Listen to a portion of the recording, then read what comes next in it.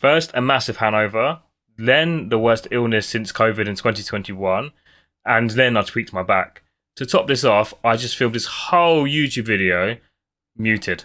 So here I am recording it again from scratch, and I hope this time my mic is recording. So if you want to know what a derailed 12-week cut looks like and how I'm repositioning it into a 10-week cut, which includes an update of when everything can go wrong, does go wrong, then you're in the right place. So just after I filmed the last video of going through my DEXA scan results, I immediately got onto a train to visit my nephew, who just turned 18, and celebrate his 18th with him and my family. And being the fun uncle, this meant also getting just as drunk as he did, which was a good weekend, but my hangovers now do last a few days. And to top this off, when I got back, I had the worst illness I've had since COVID 2021, which has completely derailed my week for both diet and gym. And then just as I started to feel better, I tweaked my back, because if you ever want a reminder like you are in your 30s, that is it. So assuming that my back is better tomorrow, this will be the first time stepping foot into the gym in 11 days. And then to top it all off, I filmed this entire YouTube video and my mic was muted. Things can only go up from here. So hopefully this looks familiar to you. If it doesn't, I will link my DEXA scan video in the description below where I go over this in a lot of detail. And it also shows how I used the DEXA scan to plug the data in this spreadsheet. Just for a quick recap, this was the weight I was just over 2 weeks ago when I had a DEXA scan, which was 184.1 pounds.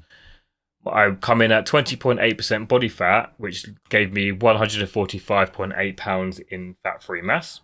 This then allowed me to create my goals and document what weight I need to be to achieve each body fat percentage, assuming that I do not lose or gain any muscle mass in this time. For my 12-week cut, I gave myself the target of hitting 15% body fat before my 31st birthday in the middle of May. This would put me at 171.5 pounds, so assuming I keep my muscle. If I gain muscle, amazing, I'll hit 15% sooner, but I'm going to go on the basis that I will not gain or lose any muscle mass in this process. I have not weighed myself this weekend. I did not want to go through the mental burden of the scale being absolutely massive due to inflammation, carb refeeds I had during the week when I was ill. So I'm going to obviously weigh myself next weekend, where I assume that I'm going to be 184.1 pounds again. So I assume the first 2 to 3 weeks will have made no progress. However, all is not lost, because if I still achieve a 1% body weight loss every week, I will still hit 15% body fat before my 31st birthday.